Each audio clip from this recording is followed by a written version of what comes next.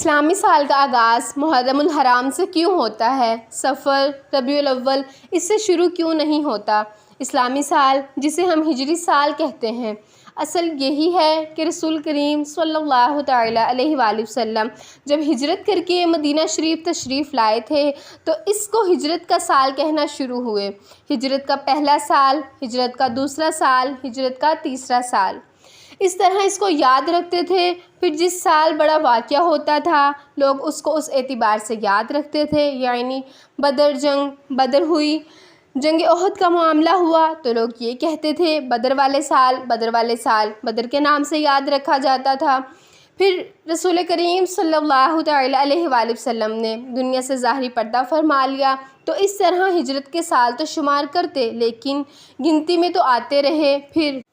صحابہ اکرام علیہ رضوان کا جو دور ہوا وہ بالخصوص حضرت عمر فاروق رضی اللہ تعالیٰ عنہ، جب آپ لوگوں کو خطوط لکھا کرتے تھے پھر گورنر آپ کو یہ کہا کرتے تھے کہ آپ تعریف بھی لکھیں، اس کے اندر مہینے کا بھی تذکرہ ہو تاکہ جو حکم نامہ ہے دوسروں تک پہنچے وہ بھی بالکل واضح ہو، اور تاریخ کی افادیت کا انکار نہیں کیا جا سکتا تھا۔ تو بہرحال یہ تو طے تھا کہ ہجرت کے سال یوں شروع ہوئے، اب مہینہ کون سا لکھا جائے؟ تو اس میں بعض نے کہا کہ مہینہ وہ لیں جو رسول کریم صلی اللہ تعالیٰ علیہ وآلہ وسلم جب مدینہ شریف آ گئے تھے، اور وہ ربیع الاول کا مہینہ تھا۔ جب ہجرت کر کے مدینہ پہنچے تو ربیع الاول کا مہینہ تھا تو کہا ربیع الاول کو لے لیا جائے، اور اس پر بھی صحابہ اکرام علیہ رضوان کی مشاورت ہوئی، بالخصوص حضرت سیدنا علی مرتضیٰ رضی اللہ تعالیٰ عنہ، وہ بھی اس مشاورت میں، حضرت علی رضی اللہ تعالیٰ عنہ نے خود اس سے مشاورت فرمائی، حضرت عثمان غنی رضی اللہ تعالیٰ عنہ جو پہلے فرمایا کرتے تھے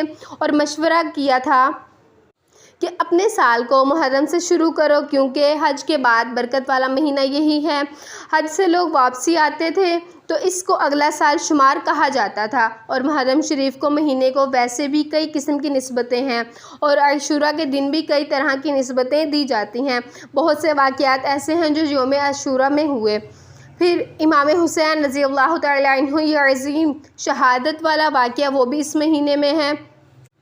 اور عاشوراء کے دن میں ہوا۔ تو خیر محرم شریف کے حوالے سے اس وجہ سے یہ صحابہ کی باہمی مشاورت کے بعد حضرت عثمان غنی رضی اللہ تعالیٰ عنہ نے کہا کہ حج کے بعد یہ پہلا مہینہ ہے تو سال کا آغاز اس مہینے سے کیا جائے۔ ایک تو یہ بھی بیان کیا گیا کہ رسول کریم صلی اللہ تعالیٰ علیہ وآلہ وسلم ہجرت کر کے ربیع الاول میں تو آپ مدینہ شریف تشریف لائے، لیکن جو ہجرت کی تیاری کی یہ سب معاملات وہ محرم کے وہ اس مہینے سے شروع ہو گئے تھے، اس لیے اسی سے پہلے